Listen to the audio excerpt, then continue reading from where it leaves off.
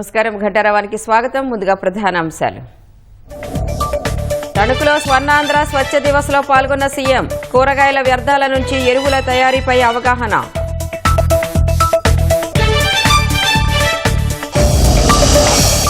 కాకినాడలో తండ్రి కుమారుల ఆత్మహత్యపై అన్ని కోణాల్లో విచారణ. పిల్లల చదువుపై బెంగతోనే బలవన్మరణమని అనుమానం.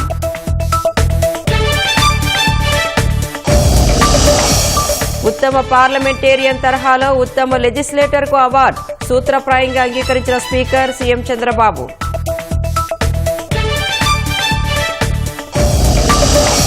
వివేక హత్య జరిగి 6 ఏళ్లైనా న్యాయం జరగలేదన్న సునీత. సీబీఐ కోర్టులో ట్రయల్ కూడా ప్రారంభం కాలేదని అసంతృప్తి.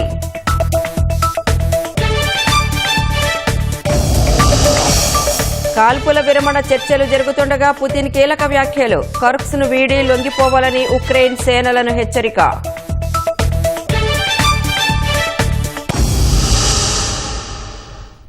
పశ్చిమ గోదావరి జిల్లా తణుకులో ముఖ్యమంత్రి చంద్రబాబు పర్యటిస్తున్నారు. ఎన్టీఆర్ పార్క్ వద్ద పారిశుద్ధ్య కార్మికులతో ముఖాముఖిలో సీఎం చంద్రబాబు పాల్గొన్నారు. వారి సమస్యలు తెలుసుకున్నారు. కూరగాయల హోల్సేల్ మార్కెట్ను పరిశీలించిన సీఎం వ్యర్థాల నుంచి ఎరువుల తయారీపై అవగాహన కల్పించారు. కూరగాయల మార్కెట్ నుంచి ఐక్యనగర్ పార్కుకు వెళ్లిన చంద్రబాబు P4 విధానంలో ఉద్యానవనం అభివృద్ధి ప్రణాళిక రూపకల్పనపై అధికారులతో చర్చించారు. ఎక్కడి నుంచి? ఓకే, ఏ సబ్జెక్ట్ అమ్మా? BCA తీసుకుంటాం. ఓకే. మాజీ మంత్రి వైఎస్ వివేకానందరెడ్డి దారుణ హత్య జరిగి 6 ఏళ్లు అవుతున్నా ఇంకా న్యాయం జరగలేదని ఆయన కుమార్తె డాక్టర్ సునీత ఆవేదన వ్యక్తం చేశారు. వివేక 6వ వర్ధంతి వేళ వైఎస్ఆర్ జిల్లా పులివెందులలో ఆయన సమాధి వద్ద కుటుంబ సభ్యులు ప్రార్థన నిర్వహించారు. సమాధి వద్ద వివేక భార్య సౌభాగ్యమ్మ, కుమార్తె సునీత, అల్లుడు రాజశేఖర్ రెడ్డి పూలమాల వేసి నివాళులర్పించారు. నిందితుల్లో ఒకరు తప్ప మిగిలిన వారంతా బయట తిరుగుతున్నారన్న సునీత సీబీఐ కోర్టులో ట్రయల్ కూడా మొదలు కాలేదన్నారు. దర్యాప్తు ముందుకు సాగకుండా నిందితులు మేనేజ్ చేస్తున్నారనే అనుమానం కలుగుతుందన్నారు. అయినా న్యాయ పోరాటం కొనసాగిస్తామని స్పష్టం చేశారు. సాక్షులను, నిందితులను కాపాడుకోవాల్సిన బాధ్యత రాష్ట్ర ప్రభుత్వంపై ఉందని సునీత విజ్ఞప్తి చేశారు. సంవత్సరాలు అయింది నాన్నగారు వైఎస్ వివేకానందరెడ్డి గారు హత్య జరిగి. 6 సంవత్సరాలుగా పోరాడుతున్నాం న్యాయం కోసం. ఈ 6 సంవత్సరాల్లో ఎంత పోరాడినామో అందరూ చూస్తున్నారు. ఈ రోజు చూస్తే పరిస్థితి ఒక్కరు తప్ప వీళ్ళందరూ బయట లక్షణంగా బతుకుతున్నారు. అక్యూస్ అందరూ బయట ఉన్నారు. ఇన్వెస్టిగేషన్ ఆగిపోయింది. ట్రయల్ మొదలు పెట్టట్లేదు. న్యాయం వస్తుందా? ఈ దారుణమైన హత్య గురించి ఇంతగా పోరాడుతున్నాము. వైఎస్ వివేకానందరెడ్డి గారికి ఇంత అన్యాయం జరిగితే న్యాయం జరగలేదు. మరి ఇంకొకరికి ఎలా న్యాయం జరుగుతుందని అనుకుంటాము? లేదు, ఖచ్చితంగా కంటిన్యూ చేస్తాం. ఈ ప్రాసెస్ లో అక్యూస్డ్ కంటే ఎవరైతే నిందితులు అని చెప్పబడ్డారో వాళ్ళకంటే ఎక్కువ శిక్ష మాకు, మా కుటుంబానికి ఎక్కువ పడుతున్నట్లుగా ఉంది. ఇది న్యాయం అసలు. కానీ ఖచ్చితంగా న్యాయం జరుగుతుందన్న నమ్మకం అయితే ఉంది. సిబిఐ వాళ్ళు మళ్ళీ ఇన్వెస్టిగేషన్ మొదలు పెడతారు అని అనుకుంటున్నాను. ఐఎమ్ హోపింగ్ కోర్టు వాళ్ళకి ఖచ్చితంగా ఇది చేస్తారని ఆశిస్తున్నాను. వాళ్ళని ప్రాధాన్యపడుతున్నాను. నాకు తెలిసి అయితే చాలా లోపాలు జరిగాయి, ఇన్వెస్టిగేషన్ లో జరిగాయి, ప్లస్ ట్రయల్ లో జరుగుతున్నాయి. ట్రయల్ మొదలే పెట్టట్లేదు. Accused know how to manage the system. వాళ్ళకి ఎట్లా సిస్టమ్ ని బైపాస్ చేయాలో, ఎట్లా మేనేజ్ చేయాలో తెలుస్తున్నట్లుంది. ఇంకా ఎందుకు మనకి ఇట్లా న్యాయం జరగకుండా ఉంది. కానీ పోరాటం అయితే జరుగుతుంది. చూద్దాం. సపోర్ట్ అయితే ఇస్తాము అని చెప్పారు. కానీ ఎంత మటుకు చేయగలుగుతారు ఇది స్టేట్ గవర్నమెంట్ పరిధిలో లేదు ప్రస్తుతానికి. కానీ విట్నెసెస్ అందరూ ఇక్కడే ఉన్నారు. చనిపోతున్నది పరిస్థితి కూడా చూస్తున్నాము. విట్నెసెస్ అని జాగ్రత్త పరచుకోవాలి, అక్యూస్డ్ జాగ్రత్త పరచుకోవాలి. లేకపోతే జస్టిస్ అనేది ఎట్లా వస్తుంది? ఎవరైతే దీంట్లో విట్నెస్ గా ఉన్నారు, ఎవరైతే దీంట్లో నిందితులుగా ఉన్నారు, అందరి బాధ్యత ఇప్పుడు స్టేట్ గవర్నమెంట్ మీద ఉంది. వీళ్ళందరినీ జాగ్రత్తగా వాళ్ళ హెల్త్ సంగతి చూసుకోవాలి, వాళ్ళ సేఫ్టీ గురించి చూసుకోవాలి. సో లేకపోతే జస్టిస్ అనేదానికి న్యాయమే లేదు. సో అదే కాకుండా చాలా మంది విట్నెసెస్ హోస్టైల్ అవుతున్నారు. విట్నెసెస్ మీద ప్రెషర్ పెడుతున్నారు. మీ స్టేట్మెంట్స్ వెనక్కి తీసుకోండి అని. అట్లాంటివి కూడా జరగకూడదు. ఇప్పటికి చాలా ఇన్సిడెంట్స్ జరిగినాయి. సస్పిషియస్ డెత్స్ ఉన్నాయి. అవన్నీ కూడా ఆగాలి. అవి ఎందుకైతున్నాయి? అబ్స్ట్రక్షన్ జస్టిస్ ప్రాసెస్ లో ఈ అబ్స్ట్రక్షన్ అనేది జరగకూడదు. సో ఆ ప్రికాషన్స్ తీసుకునేదానికి we have to get support from the state government. అతడేమీ కోటీశ్వరుడు కాదు, రెక్కాడితే గాని డొక్కాడని కూలి. అటువంటి వ్యక్తికి 22 లక్షలకు పైగా జీఎస్టీ చెల్లించాలంటూ విజయవాడ అధికారులు నోటీసులు జారీ చేశారు.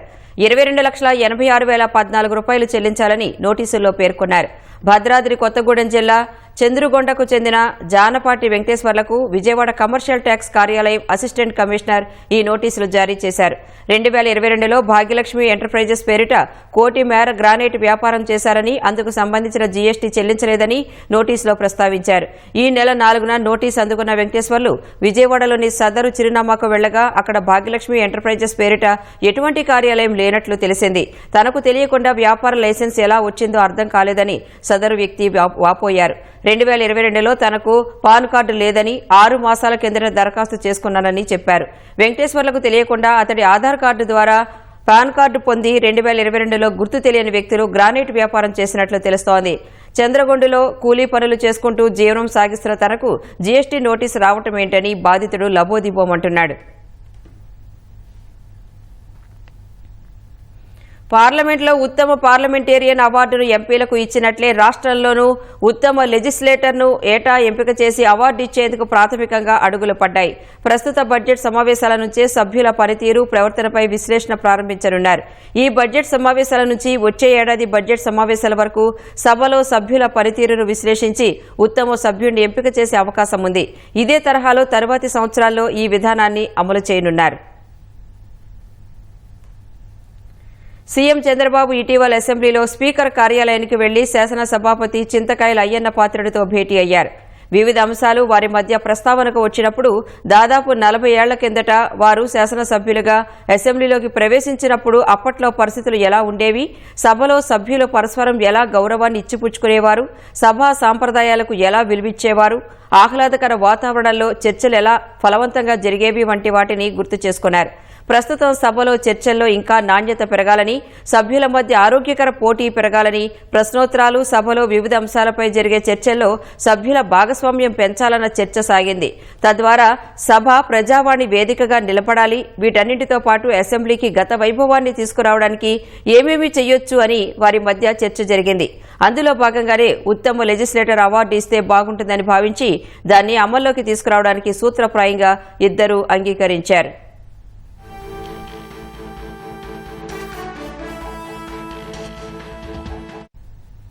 ఉత్తమ సభ్యులను ఎలా ఎంపిక చేయాలి, ఇందుకోసం పార్లమెంట్లో ఇప్పటికే అమల్లో ఉన్న విధానమేంటి, అక్కడి ప్రాక్టీసును మనం అసెంబ్లీకి ఎలా వర్తింప చేయవచ్చు అనే అంశాలపై చర్చించి ప్రాథమికంగా ఉత్తమ లెజిస్లేటర్ ఎంపిక కోసం అసెంబ్లీలోనూ ఓ కమిటీని ఏర్పాటు చేద్దామని ప్రాథమికంగా అనుకున్నట్లు తెలిసింది. ఉత్తమ సభ్యుల ఎంపిక విధానాన్ని తీసుకురావడం వల్ల సభ్యుల్లో ఆరోగ్యకరమైన పోటీని పెంచగలమన్న భావనను ఇద్దరూ వ్యక్తం చేశారు. సభా మర్యాదలను విధిగా గౌరవిస్తూ పార్లమెంటరీ సంప్రదాయాలను పాటిస్తూ సభా గౌరవాన్ని పెంచేలా వ్యవహరిస్తున్నారా లేదా అని మదించనున్నారు. సభ్యులు అడుగుతున్న ప్రశ్నల తీరు, ప్రశ్నోత్తరాల్లో బిల్లులు, బడ్జెట్ తదితర అంశాలపై చర్చల్లో ఎంత మేర భాగస్వాములు అవుతున్నారు అనేది పరిశీలిస్తారు. సభలో ప్రవర్తిస్తున్న తీరు, ప్రశ్నల్లో, చర్చల్లో వారు వాడుతున్న భాష, సహచర సభ్యుల పట్ల ఎలా వ్యవహరిస్తున్నారనేది చూస్తారు. వీటన్నింటికంటే ప్రధానంగా సభా సమావేశాలకు వారు ఎన్ని రోజులు హాజరవుతున్నారు, ఒకవేళ వచ్చినా పూర్తి స్థాయిలో సభా కార్యక్రమాల్లో పాల్గొంటున్నారా లేదా అనేది పరిగణిస్తారు. సమావేశాల్లోనే కాకుండా అసెంబ్లీ కమిటీల్లో సభ్యులుగా ఎలా రాణిస్తున్నారు, బాధ్యతగా వ్యవహరిస్తున్నారా లేదా అనేది విశ్లేషిస్తారు. మొత్తంగా సభలో, కమిటీల్లో వారి సమయపాలన ఎలా ఉంటోంది అన్నీ పరిశీలించి అవార్డుకు ఎంపిక చేస్తారు. ఇలాంటి అనేక అంశాలను ప్రామాణికంగా తీసుకుని సభ్యుల పనితీరును విశ్లేషించి ఏటా ఉత్తమ లెజిస్లేటర్ను ఎంపిక చేసే అవకాశం ఉంది. ప్రతి సంవత్సరం ఒకరినే ఉత్తమ సభ్యుడిగా ఎంపిక చేస్తారా లేదా ఒకరికి మించి చేస్తారా అనేది ఇంకా ఖరారు కావాల్సి ఉంది. ఈ అవార్డుకు సభ్యుల ఎంపిక, కమిటీ ఏర్పాటుపై త్వరలోనే స్పష్టత రానుంది.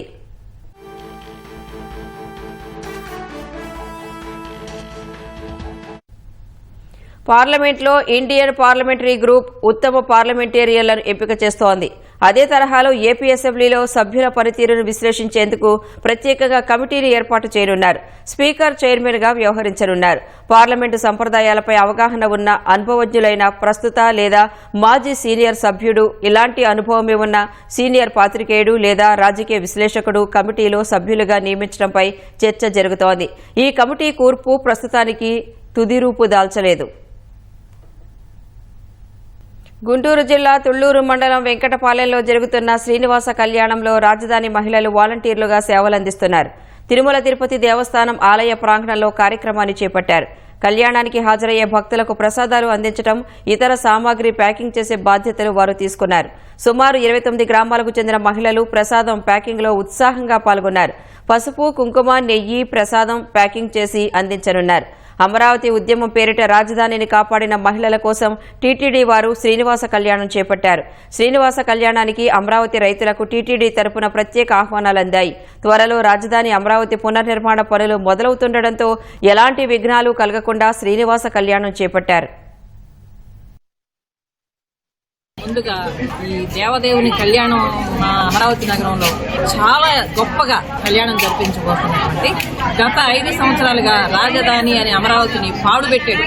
అలాంటి దుస్థితి నుంచి కాపాడి అంగరంగ వైభవంగా దేవదేవుని శ్రీ వెంకటేశ్వరుని కళ్యాణంతో మొదలు పెట్టుకుని రాబోయే రోజుల్లో ప్రపంచ ప్రఖ్యాతిగాంచేటువంటి నగరంగా తీర్చిదిద్దుకోవడం కోసమే ఈ కార్యక్రమం మొదలుపెట్టినందుకు, శ్రీకారం చుట్టినందుకు ధన్యవాదాలు తెలియజేస్తున్నాం ముఖ్యమంత్రి గారికి, పాలక మండలికి కూడా.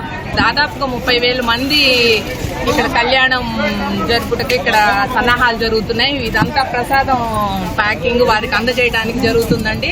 అమరావతి మళ్ళీ పునఃప్రారంభం అవటం చేత ఈ శ్రీనివాస కళ్యాణంతో మొదలు పెట్టాలని టీటీడీ బోర్డు వారు నిర్ణయించినందుకు వారికి మా పాదాభివందనాలండి అమరావతి రైతుల తరపున.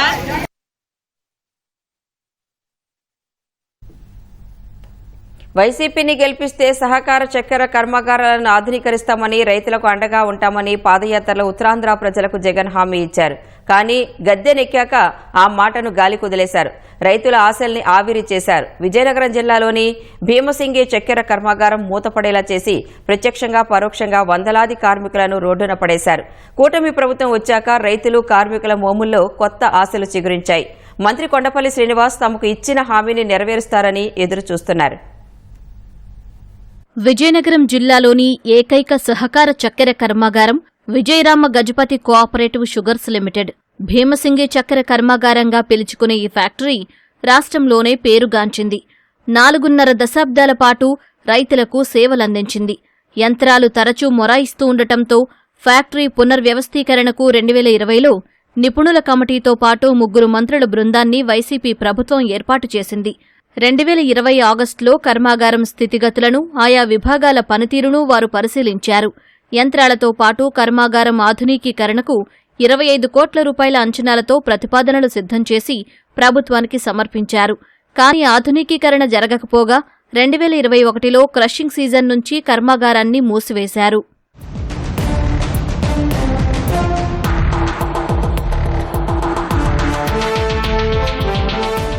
విజయనగరం, విశాఖ జిల్లాలకు చెందిన 6,000 మంది రైతులు ఈ ఫ్యాక్టరీపై ఆధారపడి జీవిస్తున్నారు. దీని పరిధిలో దాదాపు 3,200 హెక్టార్లలో చెరకు సాగయ్యేది. ఆధునికీకరణ పేరుతో 2021 నుంచి కర్మాగారంలో క్రషింగ్ నిలిపివేసి చెరకు పంటను రేగడి మండలం సంకిలి కర్మాగారానికి తరలిస్తున్నారు. ఇది రైతులకు ఇబ్బందిగా మారింది. ఫ్యాక్టరీ మూతపడటంతో అందులో పనిచేసే ఉద్యోగులు, కార్మికుల పరిస్థితి దయనీయంగా మారింది. వారికి జీతాలు కూడా అందలేదు. పీఎఫ్, గ్రాడ్యుటీ చెల్లింపులు నిలిచిపోయాయి. గత ప్రభుత్వ నిర్వాకం వల్ల తాము తీవ్ర ఇబ్బందులకు గురవుతున్నామని కార్మికులు వాపోతున్నారు. గతంలో సమస్యలు పరిష్కరించాలని తాము రోడ్డుకెక్కినా ఎవరూ పట్టించుకోలేదని వాపోతున్నారు. మేము ఎంతో ఇబ్బంది పడి మా రోడ్డు పడి ఉన్నాము. కానీ మా పిల్లల జీవితాలు పోయినాయి, మా జీవితాలు కూడా పోయినాయి. కనీసం ప్రతి ఒక్కరు కూడా రిటైర్ అయిపోయిన కూడా ఇప్పటికీ కూడా పాపం చనిపోయిన చాలా మంది ఉన్నారు. బతికున్నలు కూడా అవయవాల స్థితుల్లో పనిచేయక ఏ కూలికి వెళ్ళకి దేని కూడా వెళ్ళలేకుండా బాగా ఇబ్బంది పడి ఉన్నారు. కనీసం ఇప్పుడైనా సరే రావాల్సిన బకాయిలంటే మాకు ఇప్పించండి సార్ అనేసి మేము సార్ని కలిసాము. ఒక 40 సంవత్సరాల నుంచి మేము అందులో పనిచేసుకుని ఉంటున్నామండి. ప్రస్తుతం దీన్ని మూసివేయబడి ఉంది. కర్మాగారాన్ని చెప్పవలసిందిగా ఈ ప్రభుత్వాన్ని కూడా కోరుతున్నాం. సంవత్సరానికి 3 కోట్లు టర్న్ ఓవర్ అయ్యిందండి రైతులను కూడా దృష్టిలో పెట్టుకుని దీన్ని ముందుకు తీసుకెళ్తారని కోరుకుంటున్నాం. వైఎస్ఆర్సీపీ ప్రభుత్వం ఫ్యాక్టరీని ఆధునీకరణ చేస్తూనే ఫ్యాక్టరీని ఆపివేయడం జరిగింది. తర్వాత సత్యబాబు దగ్గరికి ఎన్నిసార్లు తిరిగినా సరే దీని గురించి పెద్దగా పట్టించుకోలేదు మా విషయం. ఇప్పుడు కూటమి ప్రభుత్వం రావడం వల్ల వాళ్ళు ఇచ్చిన హామీ మేరకు వాళ్ళు ఫ్యాక్టరీని ఆదుకుని కార్మికులకు న్యాయం చేస్తారని చంద్రబాబు నాయుడు గారిని కోరుతున్నాం. గడిచిన 5 సంవత్సరాలుగా వారికి ఇవ్వాల్సిన పిఎఫ్ కానీ గ్రాట్యుటీ కానీ ఇవ్వలేదు. బంగారంలాగా చక్కెర గానుగాడుతున్నటువంటి కర్మాగారాన్ని గత ప్రభుత్వం మూసేసింది. కానీ ఈరోజు తెరిపించాల్సిన బాధ్యత ఆ ప్రభుత్వం తీసుకోలేదు. తర్వాత ఆ ప్రభుత్వం పోయిన తర్వాత నూతన ప్రభుత్వం, కూటమి ప్రభుత్వం వచ్చింది. ఈరోజు గౌరవ మంత్రి కొండపల్లి శ్రీనివాసరావు గారి నియోజకవర్గంలో ఉంది ఆ ఫ్యాక్టరీ. పర్మనెంట్ కార్మికులు ఉన్నారు, వాళ్ళని ఆదుకోండి అని చెప్పాం. దానికి మంత్రి గారు హామీ ఇచ్చారు. కూటమి ప్రభుత్వం అధికారంలోకి వచ్చిన వెంటనే మంత్రి కొండపల్లి శ్రీనివాస్ ఈ ఫ్యాక్టరీ ఉద్యోగులు, కార్మికుల సమస్యలపై దృష్టి పెట్టారు. గత ప్రభుత్వ హయాంలో జరిగిన పొరపాట్లను సరిదిద్ది కర్మాగారం పునరుద్ధరణ కోసం యోచిస్తున్నట్లు తెలిపారు. మళ్ళీ షుగర్ ఇండస్ట్రీకి ఏ రకంగా మనం చేయాలి, లేకపోతే షుగర్ ఇండస్ట్రీ లేకపోతే ఏం చేస్తే బాగుంటుందని గౌరవ ముఖ్యమంత్రి వాళ్ళు ఆలోచించారు. దానికి ఒక కార్యాచరణ చేస్తూ ఒక రోడ్ మ్యాప్ కూడా మాకు ఇవ్వడం జరిగింది. ఖచ్చితంగా అక్కడ షుగర్ ఇండస్ట్రీనా లేకపోతే ఏదైనా ఇంకా వేరే ఇండస్ట్రీ అనేది ఖచ్చితంగా రావడానికి పూర్తి స్థాయిలో ప్రభుత్వం కసరత్తు చేస్తుంది. ఖచ్చితంగా దాన్ని అమలు చేసే విధానాన్ని కూడా తీసుకొచ్చే ప్రయత్నం చేస్తున్నాము. ఇక్కడ పనిచేసినటువంటి ఎంప్లాయీస్కి కొన్ని బకాయిలు ఉన్నాయి. బకాయిలు కూడా పెద్ద ఎత్తున కాదు, కొంత అమౌంట్. దాన్ని కూడా గౌరవ ముఖ్యమంత్రి వాళ్ళు కార్యాచరణ చేయమని చెప్పడం జరిగింది. దాన్ని కూడా ఒక ఫైల్ రిక్వెస్ట్ చేసి పెట్టడం కూడా జరిగింది. క్రమబద్ధీకరణగా ఒక లైన్ ఆఫ్ యాక్షన్ కింద పెట్టుకుని మేము పనిచేస్తున్నాం. ఘన చరిత్ర కలిగిన భీమసింగి కర్మాగారానికి పూర్వ వైభవం వస్తుందని రైతులు భావిస్తున్నారు. కూటమి ప్రభుత్వం త్వరగా కర్మాగారాన్ని తెరిపించాలని కోరుతున్నారు. హోలీ పండుగ రోజు కాకినాడలోని సుబ్బారావు నగర్లో జరిగిన దారుణంపై అన్ని కోణాల్లో విచారణ చేస్తున్నట్లు పోలీసులు తెలిపారు. బిడ్డలను కంటికి రెప్పలా కాపాడాల్సిన తండ్రే కాలయముడిగా మారి అత్యంత క్రూరంగా వారి జీవితాలను చిదిమేసి ఆపై తాను ఆత్మహత్య చేసుకోవడంపై సర్వత్రా ఆవేదన వ్యక్తమవుతోంది. చంద్రకిషోర్ అకారణంగా ప్రాణాలు తీసుకుని విషాదం మిగిల్చారంటూ బంధువులు తల్లడిల్లుతున్నారు. కాకినాడలో సొంత పిల్లల కాళ్లు చేతులను తాళ్లతో కట్టేసి నీళ్ల బకెట్లలో తలలు ముంచి ఊపిరి తీసిన ఘటన సంచలనంగా మారింది. కేంద్ర ప్రభుత్వ ఉద్యోగం, సొంతిల్లు, మంచి కుటుంబం ఉన్నా ఈ పోటీ ప్రపంచంలో తన పిల్లలు రాణించలేరని, దీంతో వారిని చంపేసినట్లు మృతుడు సూసైడ్ నోట్లో పేర్కొన్నారు. పశ్చిమ గోదావరి జిల్లా తాడేపల్లిగూడెనికి చెందిన వానపల్లి చంద్రకిషోర్ కాకినాడ జిల్లా వాకలపూడిలోని ఓఎన్జీసీ కార్యాలయంలో అసిస్టెంట్ అకౌంటెంట్గా పనిచేస్తున్నాడు. నగరంలోని ఓ ఫ్లాట్లో నివాసం ఉంటున్నాడు. అతనికి భార్య తనూజ, 1వ తరగతి చదివే జోషిల్, యూకేజీ చదివే నిఖిల్ పిల్లలున్నారు. వారు సరిగా చదవటం లేదంటూ ఇటీవలే పాఠశాలను మార్పించారు.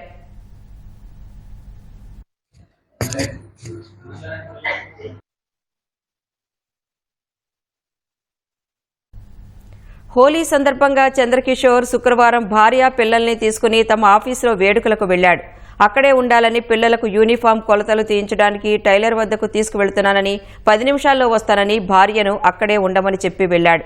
ఎంతసేపటికి భర్త రాకపోవడం, ఫోన్ చేసినా ఎత్తకపోవడంతో తనూజ తోటి ఉద్యోగులతో కలిసి ఇంటికి చేరారు. కిటికీలోంచి చూడగా భర్త ఫ్యాన్కు ఉరేసుకుని చనిపోయి ఉన్నాడు. బలవంతంగా తలుపులు తెరిచి చూడగా పిల్లలిద్దరూ కాళ్లు, చేతులకు కట్లతో నిండా నీళ్లు ఉన్న బకెట్లలో తలలు మునిగిపోయి ఉన్నారు. దీంతో ఒక్కసారిగా కుప్పకూలిపోయారామె. ప్రస్తుత పోటీ ప్రపంచంలో తన పిల్లలు పోటీ పడలేకపోతున్నారని, వారికి భవిష్యత్తు లేదని, అందుకే ఇద్దరు పిల్లల్ని చంపి తాను కూడా చనిపోతున్నానని చంద్రకిషోర్ సూసైడ్ నోట్లో రాసినట్లు పోలీసులు తెలిపారు. ఆ నోటును స్వాధీనం చేసుకున్నారు.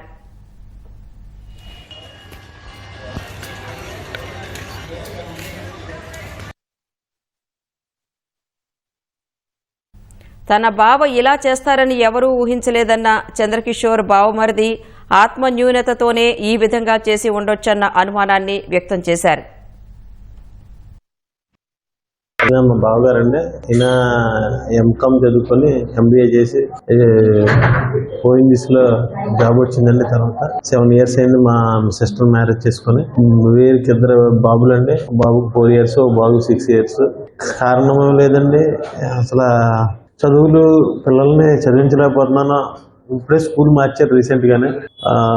ఎల్కేజీని ఫస్ట్ క్లాస్ బాబుకి. స్కూల్ మార్చడంలో ముందు సంవత్సరం కట్టిన లక్ష ఫీజు, 2 లక్షలు అంత ఫీజు. ఇప్పుడు చిన్న స్కూల్లోకి మార్చానంటే వేరే 50,000 అంత.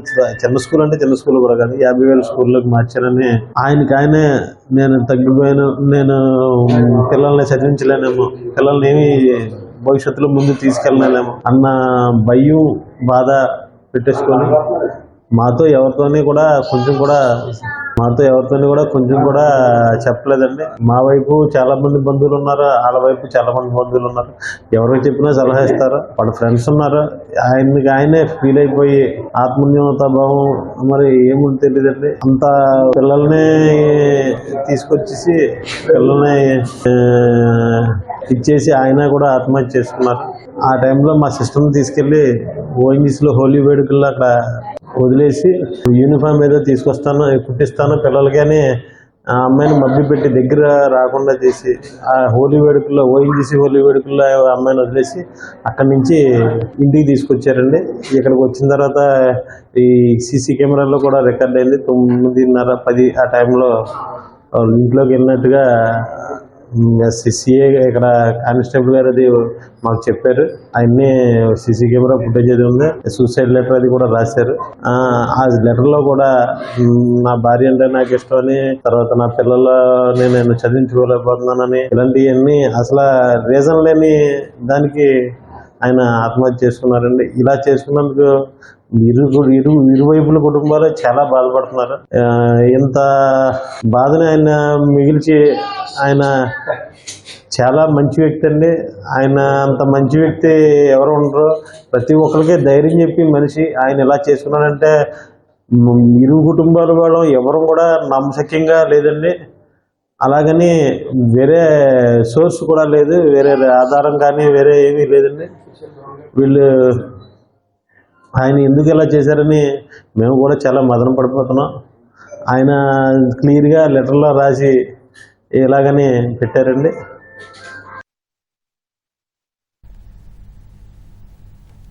తమిళనాడు ప్రభుత్వం తమ బడ్జెట్ ప్రతుల్లో రూపీ గుర్తును తీసేసి తమిళంలో రూ అనే అక్షరాన్ని జోడించడం దేశవ్యాప్తంగా చర్చనీయాంశమైంది.